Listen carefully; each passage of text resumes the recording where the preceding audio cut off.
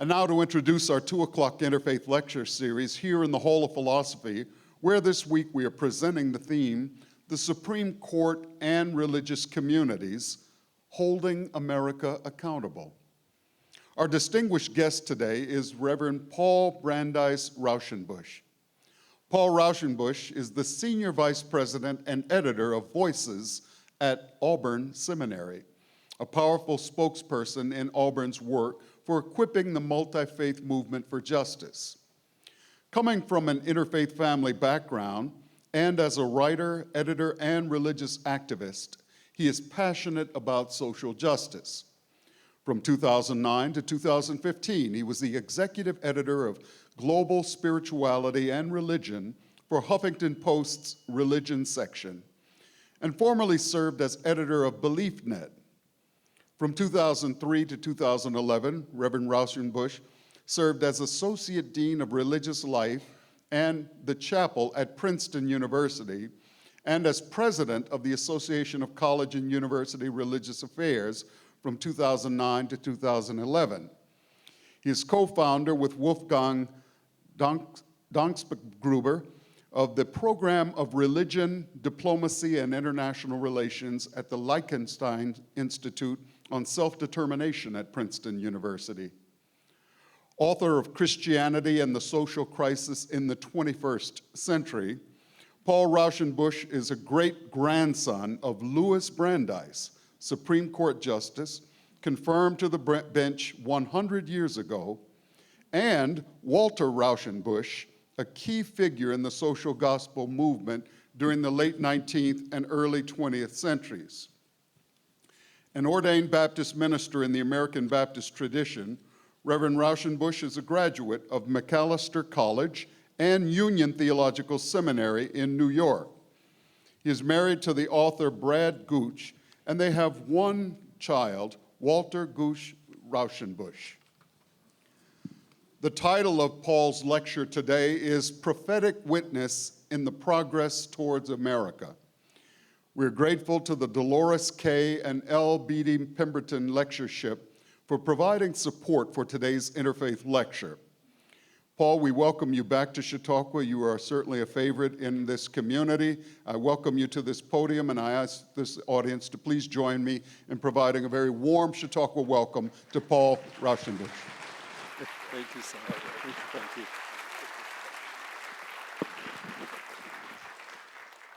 Hello. Here I have an actual podium that fits me.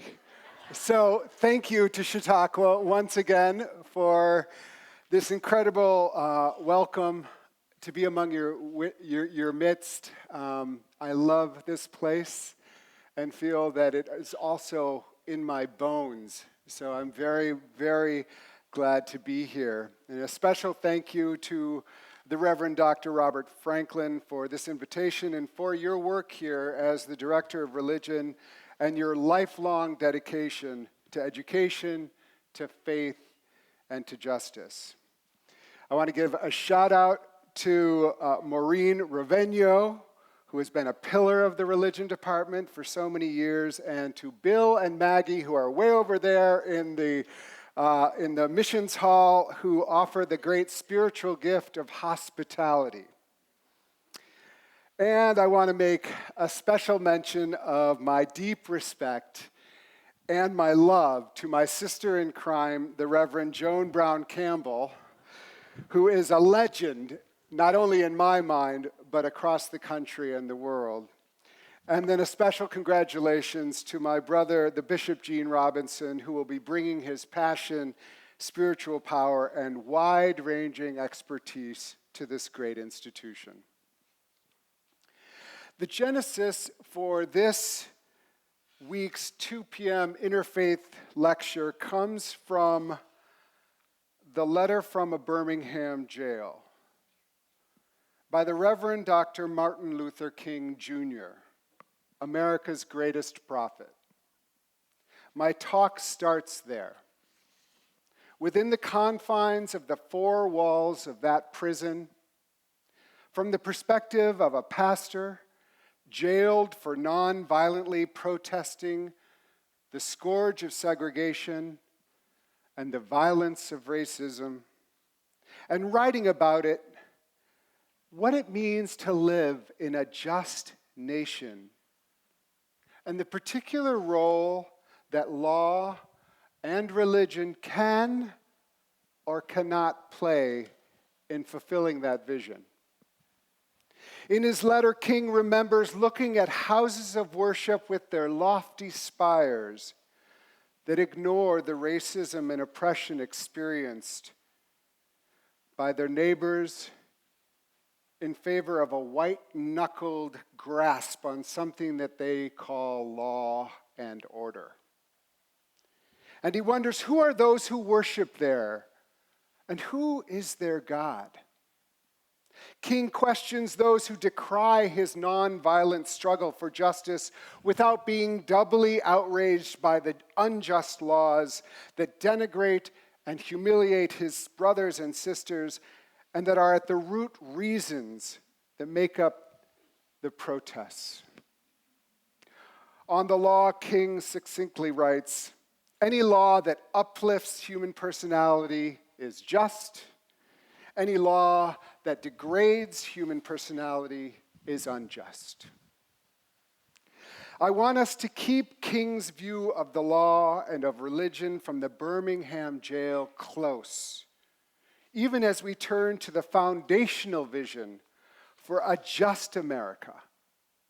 And for this, I go back not to the Constitution, but rather the vision set forth in the Declaration of Independence, and specifically to that stirring line that reads, "We hold these truths to be self-evident, that all men are created equal, and that they are endowed by their Creator with certain unalienable rights, that among these are life, liberty, and the pursuit of happiness."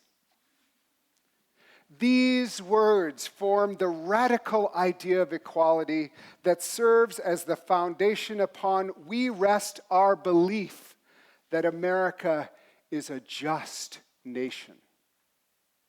The Declaration holds that each one of us,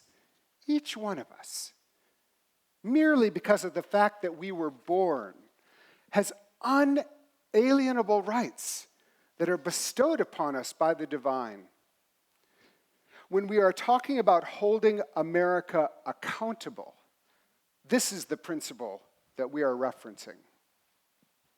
It is a soaring vision of divine justice that convicted America even before the ink dried. Where was the rights of freedom and life for the millions of slaves, for whom these words were a vicious reminder of the subhuman way they were viewed and treated by their captors? Where was the freedom to pursue happiness for women who were entirely dependent on men for their ability to live freely? Native Americans, non-landowners, and many others were implicitly or explicitly not included in this original just vision set forth by the founders of our nation.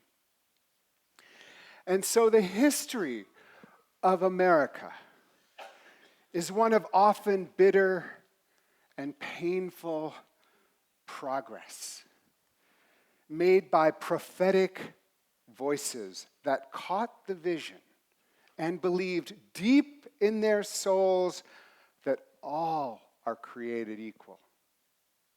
These prophets have wrestled with the American dream as Langston Hughes did in his poem, "Oh, let America be America again, the land that never has been yet and yet must be, the land where every man is free." Today I want to talk to you about the role that Prophetic Witness has played in the progress towards America. The word prophetic references the biblical prophets such as Isaiah and Amos, Deborah and Miriam, who called out injustice in their own time, seeing clearly things as they are, and witnessing to how God wanted them to be. However, while I personally am inspired by the biblical prophets, when using the phrase prophetic witness, I am not thinking in terms of any particular belief in God or religious tradition. Rather, to be prophetic is to live in the world in a particular way that focuses your heart, your mind, and your spirit on creating a more just world in accordance with a vision that sustains you. Pope Francis used this definition last week when he praised trade unions in Italy, calling them prophetic institutions that give a voice to those who have none. This afternoon, I want to introduce you to two individuals who have helped shape my personal understanding of what prophetic witness can look like. They are bound together by a courtship between a young woman and a young man who met in a law class at the University of Wisconsin in Madison. The woman, Elizabeth Brandeis, had come to the Midwest to study law after no East Coast school saw fit to admit women. The man, Paul Rauschenbush, had come to Madison to study economics under the famous economist John R. Commons. Elizabeth, or E.B., was the daughter of the lawyer and the first Jewish Supreme Court Justice, Louis Brandeis. And her soon-to-be husband was the son of Walter Rauschenbusch, a Christian pastor and central figure in the social gospel movement.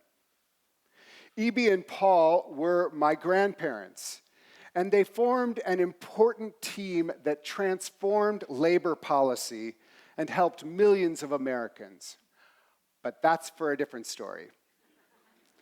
Today, I would like to focus on their parents, Rauschenbusch and Brandeis, and their prophetic witness in their time in hopes that they might be instructive for the living of our days.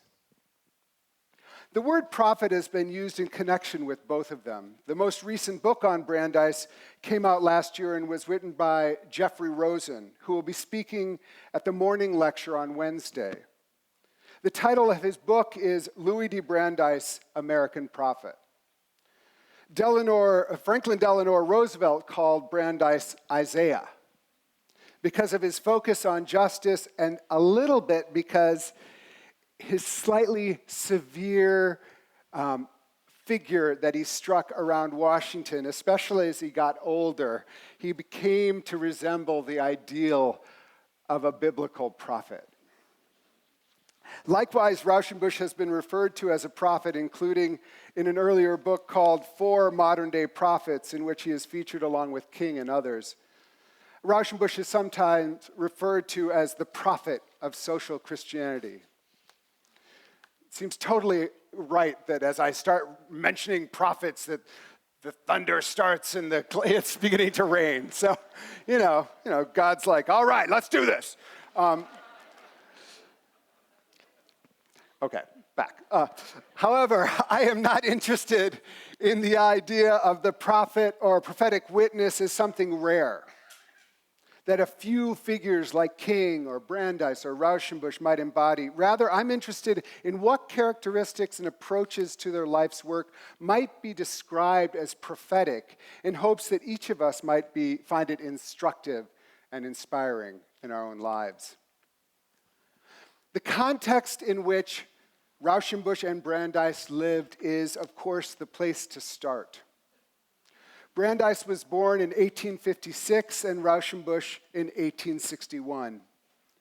Both of them came of age in a time when industrialization and laissez-faire capitalism were creating monstrous economic structures and financial oligarchies that were crushing the lives of working Americans.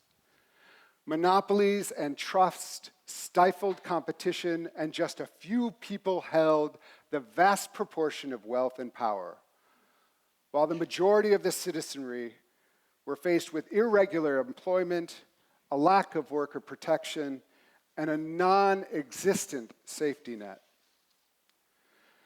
Both Rauschenbusch and Brandeis were deeply influenced by these facts. And clarity about facts is the first characteristic of prophetic witness that they shared.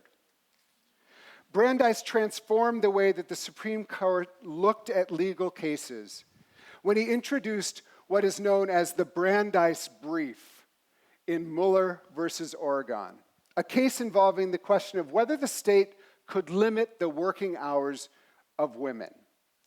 And Brandeis argued that case before the Supreme Court in 1908. Before the Brandeis Brief, decisions at the court were made strictly in terms of constitutional interpretation and legal precedent.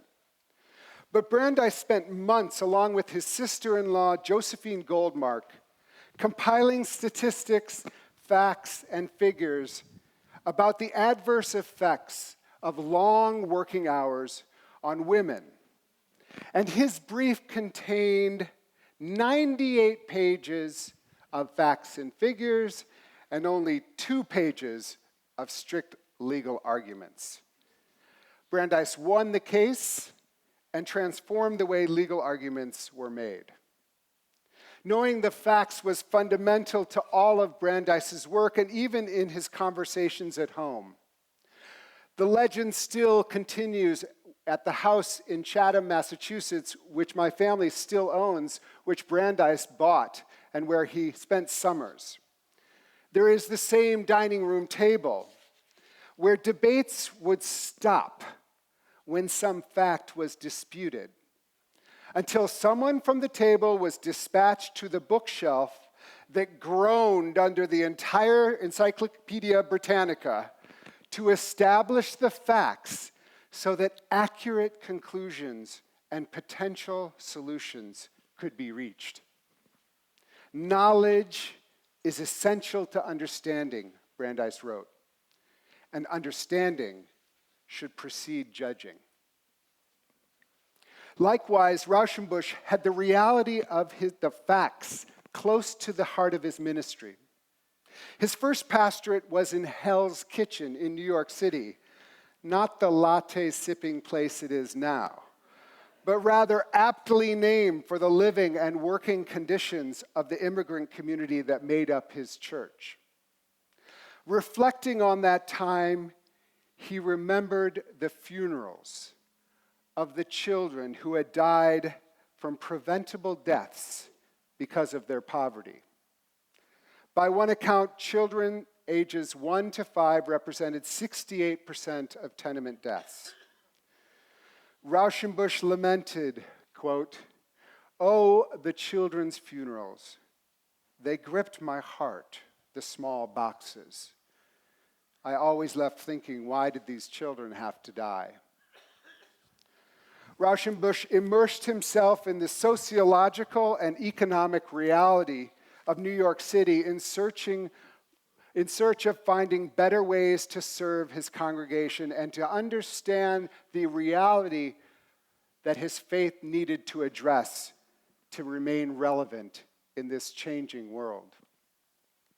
And to bring King back into this conversation, in the letter from Birmingham jail, King writes that any nonviolent action must start by a collection of facts about what is happening and if there is an injustice to be addressed. That is the first step from which all other actions flow. And in the letter, King informed the reader, quote, "There have been more unsolved bombings of Negro homes and churches in Birmingham than in any other city in the nation. These are the hard, brutal facts of the case," unquote. The importance of seeing things clearly, caring about facts and reality, and proclaiming those facts is the first aspect of a prophetic witness. And it leads to the second characteristic that Brandeis and Rauschenbusch shared. They both held a high regard for the foundational texts of their profession, but neither one was a literalist. And they made room for what it meant to have a living document that was meant to meet the ongoing needs of society. The historical critical method allowed Rauschenbusch and many others to take the Bible seriously without it being literal.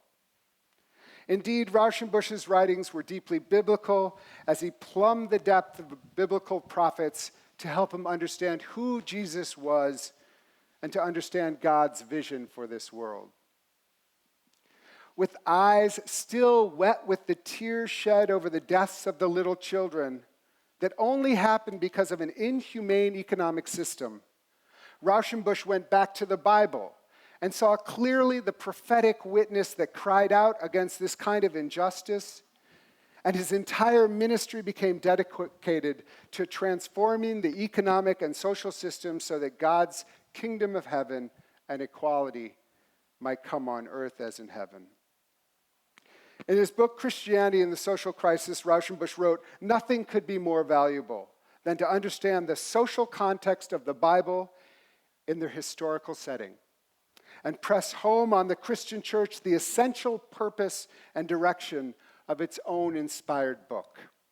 But here too it is true that the letter killeth, it is the spirit that quicketh," unquote. Likewise, Brandeis believed in the living law that was responsive to the times. And Brandeis may have been the first to make reference to a living constitution, calling it, quote, "a living organism capable of growth and adaptation to new conditions." This approach allows the fresh context of the present to perform alchemy with the wisdom of the past, to offer new ways to make the law and faith relevant and responsive to present conditions. Prophetic witness cannot set its gaze backwards on a frozen history with an unrecognizable context. Instead, it faces forward, informed by the past, yet determined to bring that vision into the world in the present age. The prophetic witness seeks to have a living law, whether biblical or constitutional, to proclaim justice, which leads into the third aspect of a prophetic witness, which is to have the moral courage to dissent, to say no, to resist.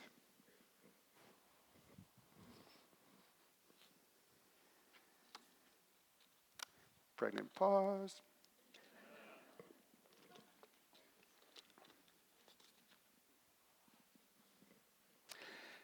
Historians point out that Brandeis' contribution to the law were most powerfully articulated in his dissents, in which he would passionately argue his disagreement with some of the prevailing sentiments on the court.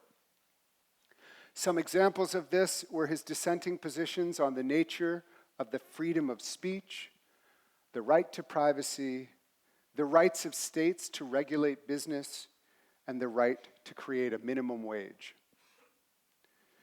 Rauschenbush also saw the facts and went back to his sacred text and raised his voice against the prevailing view, insisting that the indifference or the otherworldly approach that Christians had taken to matters of justice in this world showed a lack of love, understanding, and reverence for the very Lord they profess to serve.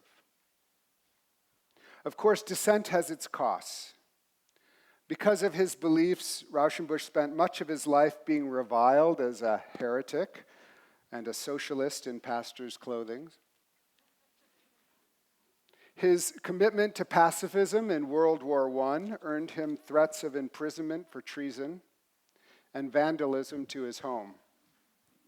For the last 100 years, and even today, Rauschenbush is a byword for apostasy in more conservative Christian circles. Likewise, especially before he was elevated to the court, Brandeis was reviled by the powerful men of his time who resented his interference. Just one example comes from a Wall Street Journal editorial during his confirmation hearings that said about Brandeis, and I kind of love this quote, "In all the anti-corporation agitation of the past, one name stands out. Where others were radical, he was rabid." Less funny is the kind of slight insinuation that many of these kinds of editorials had when they just touched on anti-Semitism, using code words for conniving, things like that. Okay, come on now. Spirit, you're messing with my microphone right now. Okay, well, we'll see if we can go on. Being willing to dissent and face approbation of the leaders of your time requires moral courage. It means being willing to present a view that many, especially many with power, will not appreciate and who will try to harm your reputation or worse. While neither Brandeis nor Raushenbush reveled in the negative attention they received, neither did they back down because of the pressure. They recognized that the prophetic witness they were offering was destined to elicit a swift response because it threatened to upset the status quo. As King wrote from the Birmingham jail, we know through painful experience that freedom is never voluntarily given up by the oppressor. It must be demanded by the oppressed. The resilience to do the work that must be done leads me to the final aspect that these two figures shared, and that is of an inner vision that carried their work forward throughout their lives. Both were committed to a free society where each person was given the opportunity to grow as individuals and to contribute to a common society built on love and justice. For Rauschenbusch, the vision of a just world was more explicitly grounded in a religious tradition, using the Lord's Prayer that calls for the kingdom of God, known by its justice and equality, to come on earth as in heaven. While not raised in a religious household, Brandeis was Jewish, and morality and ethics were deeply ingrained in him by his parents. His mother that insisted that love, virtue, and truth are the foundations upon which a child should be raised. And she said, I wanted to give them something that neither could be argued away, nor would have need to be given up as untenable, namely a pure spirit and the highest ideals as to morality and love. One biographer described Brandeis as an idealist, whose vision is of an ideal state wherein political and industrial tyranny is abolished. He longs for a truer democracy. Both Rauschenbusch and Brandeis were progressives. They believed that we could and we must move our society forward towards more justice. And yet they also shared the conviction that justice is never completed once and for all, but must be taken up by each generation. As Felix Frankfurter wrote of Brandeis, problems for him are never solved. Civilization is a sequence of new tasks. And Brandeis said about himself, I have no rigid social philosophy. I have been too intent on concrete problems of justice. Likewise, Rauschenbusch, contrary to the assertion of many of his critics, did not believe that we could attain the kingdom of God in this life. But that did not mean we couldn't try. Rauschenbusch wrote, in asking for faith in the possibility of the new social order, we ask for no utopian delusion. We know well that there is no perfection for man in this life. There is only growth towards perfection. In personal religion, we look with seasoned suspicion at anyone who claims to be holy and perfect. And yet we always tell men to become holy and to seek perfection. We make it our duty to seek what is unattainable. At best, there is always an approximation to a perfect social order. The kingdom of God is always but coming. Walter Rauschenbusch died in 1918, and Brandeis died in 1941.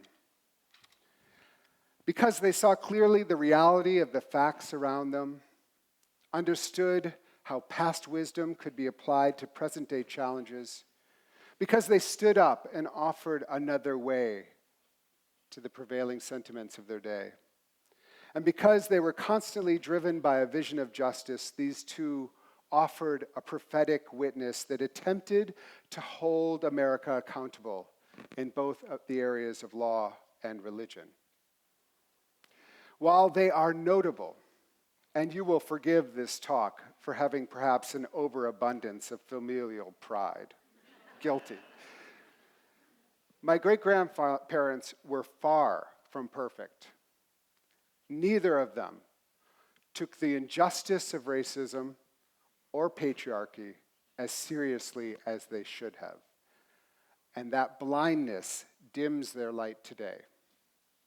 Still, their work offered inspiration for later prophetic witness, such as Dr. King, who cited Raushenbush as an influence on his social thought, and Justice Thurgood Marshall, who used, before he went on the court, he used the Brandeis brief methodology in arguing Brown v. Board of Education. Brandeis and Raushenbush also inspired my own vocation as a minister working at the intersection of interfaith relations and social justice. I have tried to nurture prophetic witness wherever I could, whether that was with young people at the Riverside Church or Princeton University or online at BeliefNet and HuffPost Religion. In my current position at Auburn Seminary, we believe that society moves forward when leaders of faith and moral courage raise their voices and mobilize to effect change. We work with thousands of leaders across this country, including people such as Bishop Jean, Reverend Dr. William Barber, Sister Simone Campbell, Linda Sarsour, Rabbi Sharon Brous, as well as leaders who may be working at the most grassroots level, but who are affecting positive change in their communities. We believe in the role of prophetic witness for moving us closer to the project that is America. And we believe that all have a role to play, and that we must play that role. We are living in a critical time. And we hear the echoes of Dr. King writing from the Birmingham jail, wondering as to our response. What is happening in Washington and across our country is a crisis. We are skirting authoritarianism with our current president, for whom facts, so central to prophetic witness, can and are dismissed and denied with a tweet, whose disregard for courts that don't obey his command is corrosive, and whose vision for America's greatness is a fig leaf to cover Christian white nationalism.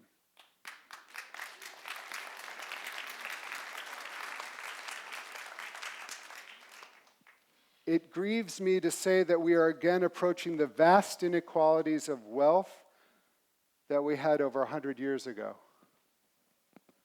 That workers' rights are repeatedly targeted. And we are in this very moment in the midst of a powerful effort to undo legislation that provides basic health care and welfare to the poor and the middle classes.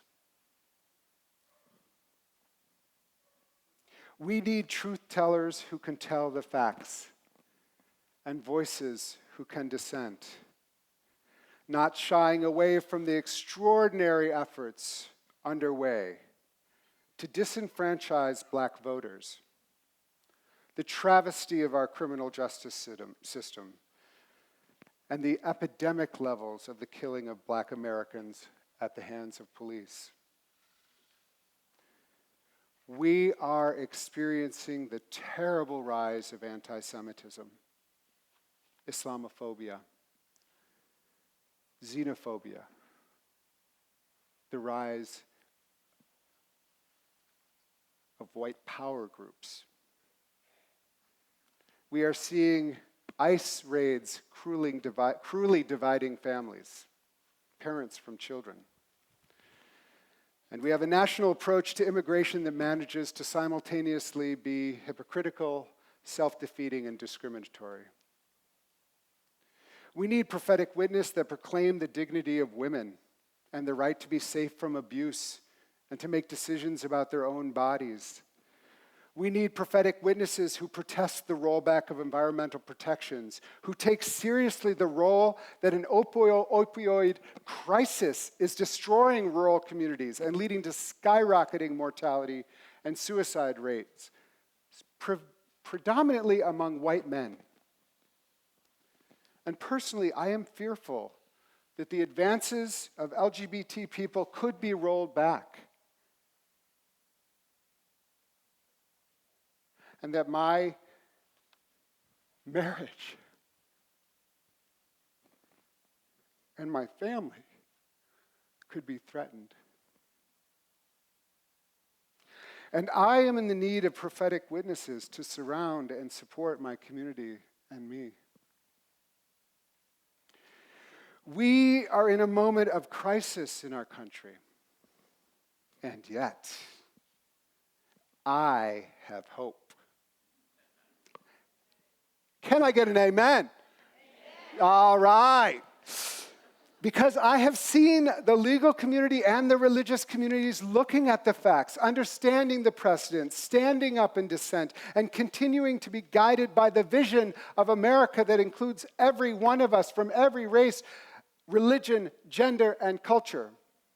Religious leaders are again being arrested on the Capitol steps to protest an inhumane health care bill. Lawyers are stepping up and blocking illegal travel bans on Muslims. Religious leaders and the legal community are representing the will of the people that America will be America, perhaps now for the very first time. I see people standing up for one another across every divide, insisting that all people are created equal, endowed with unalienable rights to life, liberty, and the pursuit of happiness. As Brandeis rightly pointed out, the most important political office is that of the private citizen. It will take all of us to heed the prophetic call that is upon us in this time. Brandeis, in a letter to his daughter Susan, my grandmother's sister, wrote, quote, "In a few years, all our restless and angry hearts will be quiet in death. But those who come after us will live in the world which our sins have blighted or which our love of right has redeemed." And Walter Rauschenbush urges us from 100 years ago, it is for us to see the kingdom of God as always coming, always pressing in on the present, always big with possibility, and always inviting immediate action. The prophetic call is upon us. Our nation needs us. Let us answer and become America together. Thank you for your attention.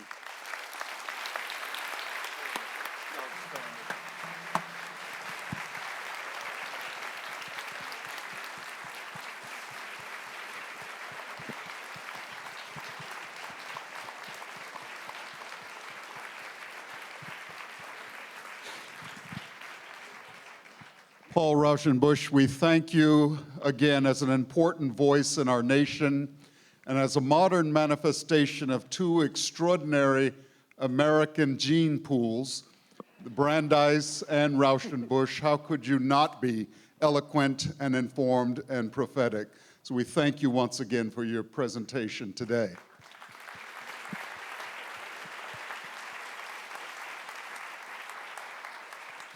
We'd like to invite those who wish to pose a brief question or brief comment, one or the other, to come and line up at the microphones, and Paul will acknowledge you in alternating order. I remind us all that as President Michael Hill is challenging us to remember that Chautauqua has value in our democracy in part because our podium is open and free, and our audiences are open-minded and civil and respectful. So we wish to be and aim to be inclusive and respectful of all political and other persuasions and perspectives that might be represented. and don't wish anyone to feel stifled because of the perceived dominant mood of an audience. So please, this is your home and your place to express your ideas. So Paul, if you will come, I'm reminded, by the way, of Arthur Schopenhauer, the philosopher's observation that all truth passes through 3 stages. First, it is ridiculed. Second, it is violently opposed. And third, it is accepted as self-evident. So, please.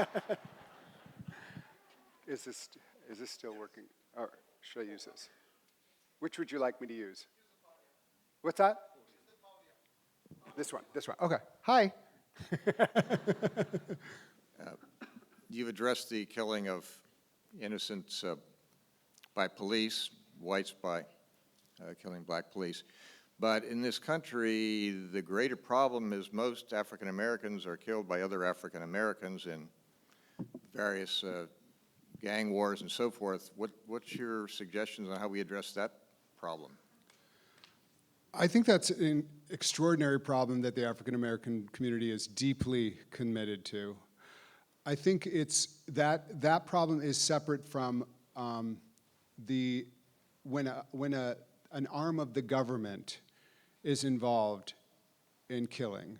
Then it means that the government has a responsibility to deal with that aspect of it. So while I don't think anybody wants to diminish the importance of African American, black on black crime, for instance, the role of us as a society is to encourage that conversation, but also to recognize a different conversation, which is the way that black people are systematically profiled by police officers, and that's a responsibility of us as a nation.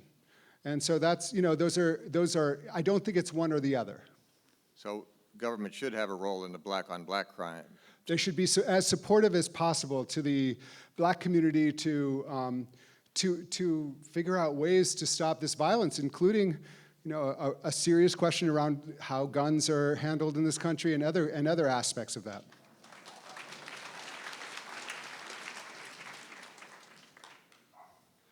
Good afternoon. My first question is, facts nowadays are hard to come by, especially in regards to Islam.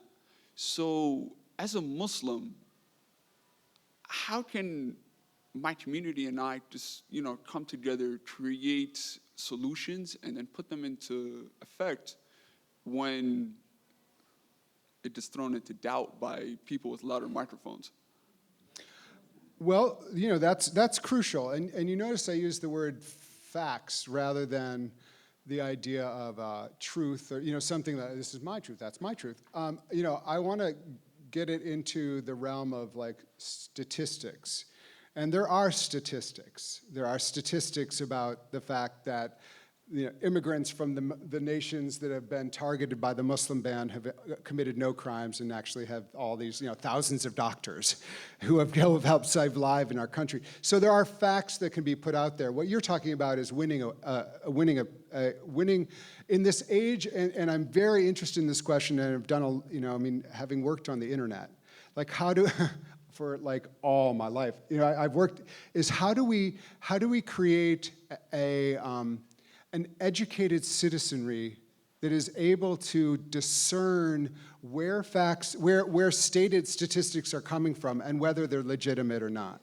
And I think this is really, part of the answer to your question is how do we it's not just about getting a bigger microphone, because then then someone else will get a bigger microphone. I mean, the big thing is to help people to understand where people are getting their information from and whether that's a legitimate source or not. And so, but to your point, for instance, Auburn right now is about to launch a new campaign with 120 new Muslim spokespeople.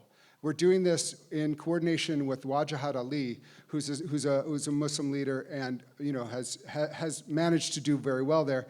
And we are educating from around the country Muslim spokespeople who can talk about their own experience. For instance, in the time of the Muslim ban on TV, only 1% of the people who were actually talking about the Muslim ban were Muslim. So we do have, to your point, there is a dearth of spokespeople from within the Muslim community to represent the Muslim community. But the other problem that you're talking about is how do we sift through all the information out there, given that people are getting their information from social media and almost none of them realize where the information originally came from, which is part of what, frankly, what was happening in the 2016 election with a lot of fake news that was being generated about stories about Clinton running a prostitution drug ring with kids out of a pizza parlor, and someone goes there and shoots up the pizza parlor. This is a true story. That's a fact. Now, the fact that his mind got so addled by a system of media that has no checks on that, and there's no way really to do that, indicates that we need to continue to educate young people about where they're getting their, and all, not just young people, all people, about looking for the source of the information that they're reading and seeing if that's a really reliable source.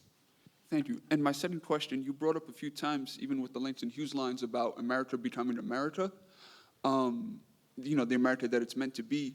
My question to you is, do you think that because America is based on an idea in terms of the establishment of this country, that's a never-ending conversation? I don't want to say that it's a futile effort, but it's a never-ending conversation. I think it is a conversation that's worth having. And when we've stopped having it, we've decided to give up on America. So there are two choices. America is, you know, there's really two choices. Either America is completely bankrupt and we throw the whole thing out and there's like a big revolution, or we continue the conversation about becoming the nation that we're meant to be. There's no other choice. thank you. It appears that, I guess it's your left. I'm not ascribing anything to that, but okay. Go ahead. Wait till I ask the question. Okay, go ahead. You addressed accountability, and I think you gave a very clear vision to me of accountability, particularly as it is a responsibility of the religious community. I think it's also an accountability for the non-religious community as well, and I think you spoke of universal truths. And I'm wondering, how can we recognize when that accountability that's used or is empowered by the religious community then morphs and develops into theocracy? Say a little bit more. When accountability, as it may be used or expressed by certain religious leaders or certain religious groups, when does that morph into a theocracy? I think when A we're theocracy. talking I see. theocracy, I when it missed what you becomes said. doctrinal Okay. rather than universal. Well, I mean, I think when, you know, another idea of America, again, however we've lived up to this or not, is that we are not a theocracy. And so I think we need to keep that, we need to look at that every time it seems that people are using a certain theology to legitimate one way of governing or one way of being. I'm not sure I'm getting to the heart of your question. There seems like there's something behind the question that I'm not understanding. There have been proclamations, almost seeming daily, about a Christian nation, a Christian-only nation, actually calling for the deaths of the atheists, for instance. Now, there, of course, we can assume this might be considered to be extremist groups. But I'm thinking, are there ways that you would say, uh-oh, theocracy alert? Well, I think it's up to other religious people to say that is not the country we want to live in. You know, I think Christians have to speak up the strongest against this idea that we are a Christian nation and Christianity as a privileged idea here. That was not the idea. The idea was that all people were welcome at the very beginning, as well as you know, this idea that everybody was religious when this country was founded is actually also a fallacy. There was a lot of non-religious people in America. So this has to include everyone. And I think, but I think it is especially important that religious people speak up in support of people of different faith traditions and people of no faith traditions, making sure that this is truly a country that has space for all American citizens who want to be in community with one another and live peaceably. That has to be at the root that's at the root of my understanding of what it means to be Christian, is to love my non-Christian neighbor, whether that's an atheist or a Jew or a Muslim.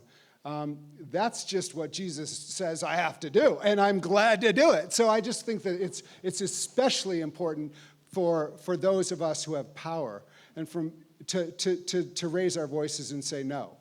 And so if that's getting at your question, then I appreciate the question, and it's happening right now. Right. So we just need to make sure that we're vigilant. I think you used a powerful hammer to hit on that nail. Thank you. Nope. What happened to this side of the room? You make me feel so shit. You make me feel better. You make me feel better. So Yeah, now everybody's over here. I love it. Okay. It worked. Please. So this call to prophetic witness is certainly powerful and inspiring, and it matches my own politics. But in a pluralistic society, there will often be equally impassioned, equally idealistic, but mutually contradictory prophetic visions. And I wonder if there's a legitimate role for both law and for interreligious dialogue in actually, to some extent, trying to lower the prophetic temperature. I wonder if there's a risk to this theme of yours that we need to call upon our deepest prophetic instincts, when in fact, prophetic instincts, as we know from the prophets themselves, can also be incredibly dangerous. I appreciate that question. I think that is the question that to be addressed to me. I think, again, I turn to King, who really lays it out wonderfully in the letter from a Birmingham jail. If anybody hasn't read that lately, just read it, because it's really powerful. And he lays out, like, after facts, the next thing is negotiation. Like, let's really talk about this. Is there a way that we can reach to yes before we go to an action? And then the action has to be grounded in a self-discipline. They have to do self-purification, and then they do the discipline. So that is, I think, a way of, in some ways, what you're saying, lowering the fever of prophetic witness without lowering the call. And I feel like a lot could be accomplished if we found ways to hear one another, and I am, and I am aware that I'm probably not the best person right now to do that. Like, I know thyself. I think some people are really called to this deep political dialogue. I just feel, and I think that I'm part of the problem in that sense. Like, I need the training, and actually I think this is something I keep on saying, so I'll probably do it over the next year, is I need a spiritual training to be able to deeply hear a point of view that I feel is personally threatening. But that doesn't mean I shouldn't do it, because the truth is that many of the people who are clinging to this idea of a white Christian nationalism also feel very threatened. My way of life is being destroyed. It's discounted. It's not important. I don't recognize this country. They feel that way too. So I think that there is, I appreciate this question so much. I am challenged by this question. I challenge myself every day about it. And I kind of, again, I think that if I go back to Brandeis and Raushenbush as examples, I think Brandeis wasn't really concerned that J.P. Morgan didn't like him. J.P. Morgan really didn't like Brandeis, because Brandeis threatened his owning 40% of America. And so I think that there was a truth there that didn't need to be dialed back, because it was really not just about Brandeis or it was how are we as America envisioning America that's just. But I do, and Rauschenbush also, people don't know this, but Rauschenbush, was, friends with people, with all these evangelicals. His father was a vehement evangelical. He was a dedicated evangelical. And so he was surrounded by these people. He knew the language. It hurt him very much how much they attacked him. But it didn't mean that he didn't want to be in dialogue. So I think we do have to kind of figure out ways to be in conversation with one another. The last thing I will say about this is the people who are most talking about how we should talk to the other side are people on this side. I very rarely hear it coming from the other side. We talk about it all the time. We got to talk to the other side. We got to figure out ways to have courageous conversations. They're not interested in conversations. They're interested in winning.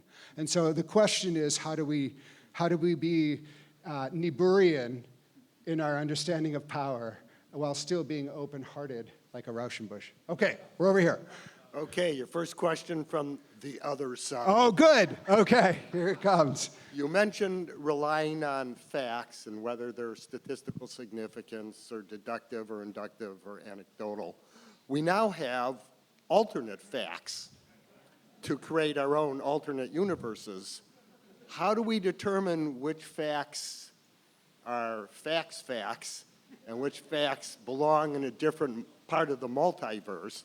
And I don't expect an answer to this, but you might do something like reach down to your deep understanding of things, or how would you approach that problem? Well, I think that's very similar to the other question around facts. And alternative facts was just a ploy to say, like, we're rejecting, this. And you know where this started, right? This started with images of two different inaugurations, Obama's and Trump's, and Obama's was huge, and Trump's was not, and he was freaked out by it. So he said, well, we're using alternative facts, or Conway did. And it's like, well, we have the picture. So I don't know, and pictures can now. The amazing thing that's happening now is that they're beginning to have the technology to have to figure out ways to have people say things they're not saying. So we are really, what technology is doing is creating this incredible moment where we don't know what truth is. It requires a total recalibration. That said, the truth of people's suffering, the truth of the numbers of people dying, the truth or facts about people on health care, these things are not totally arbitrary. And the moment we give up on that, we give up the game. So, I don't have that clue, but I think you're asking the right question. We got to figure it out. Okay, next question. Thank you. Oh, sorry. There we go. First. No, go ahead. I'm going to go one more here, and then I'm going to get to you. Okay, sorry. Thank you. I want to say how much I owe, personally, I'm owed the legacy of Walter Rauschenbusch. I serve a congregation where his secretary was a pastor for a while. But the people called to that congregation were people that were in partnership with the social gospel.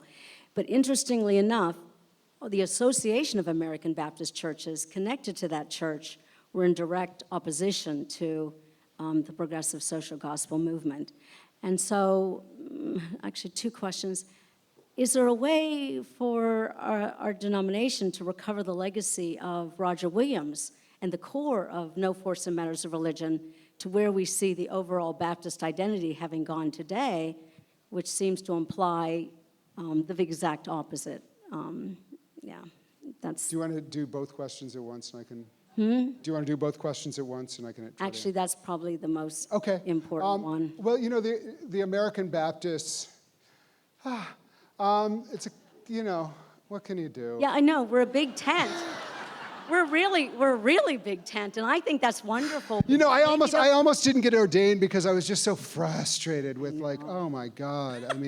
Let's argue again about me and being gay. I was just like, forget it. And then some people said, damn it, you're called. Yeah. And so yeah. So it's like, so I guess for me, while I am completely sympathetic with your position, because that's your context and it matters, and I think that too many people don't, one of the interesting things about the American Baptists, Peter Gomes was an American Baptist. All these amazing people are American Baptists, and the American Baptists never ask any of them to do anything. No, I know. You know, they're never, oh, look at these American Baptists. They're always like, oh, those embarrassing, like, American Baptists with national platforms.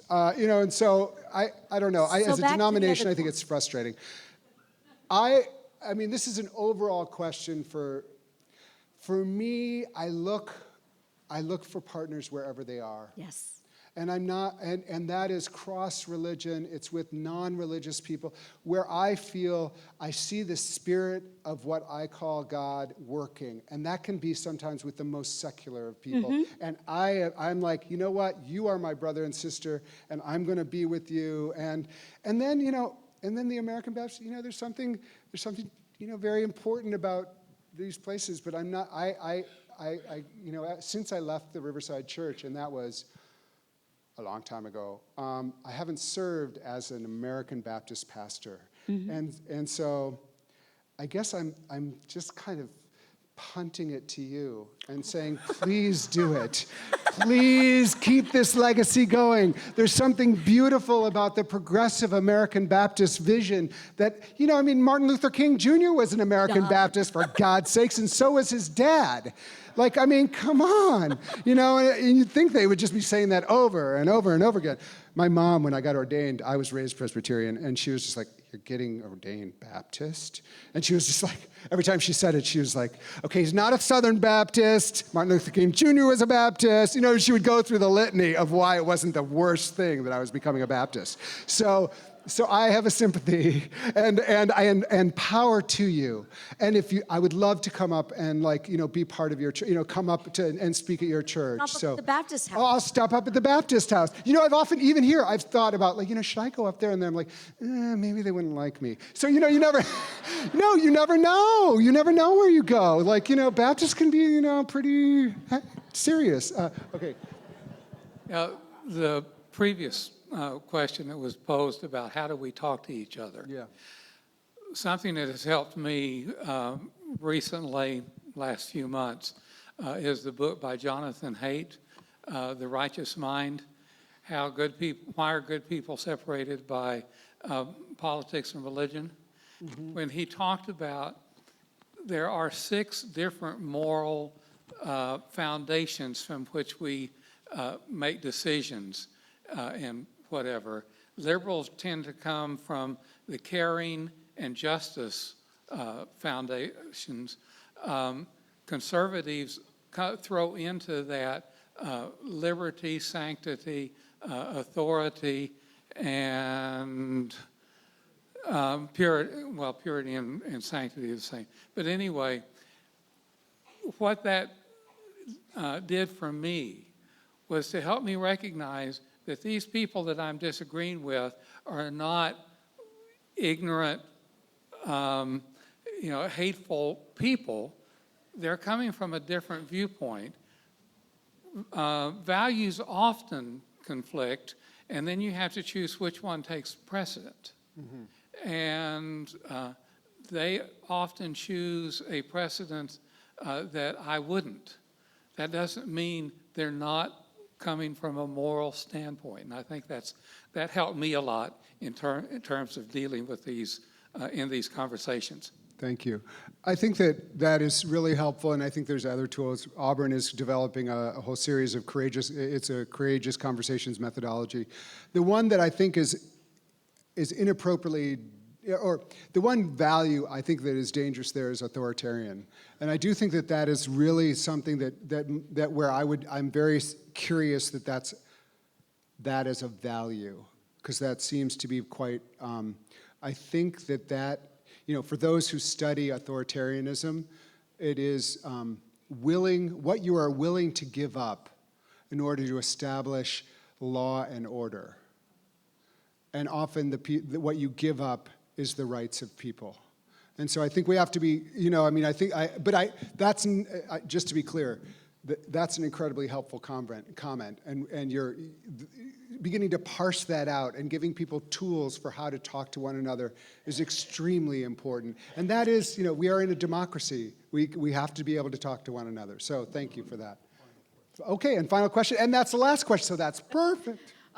My question is, recently Scott Pruitt gave approval to use a pesticide that many pediatricians have testified affects brain development in children. Other than sending money to organizations that fight for the environment, what else can be done? I mean, obviously that money is important, and I think it's too important in politics as well. But what should we be doing, or what can we be doing? Well, so what you're doing right now, you're speaking up about it. I think that, probably there was about half this community that wasn't completely aware of what you're talking about, and now they are. So you've given a voice to a fact, and you're raising a dissenting opinion. I think the question is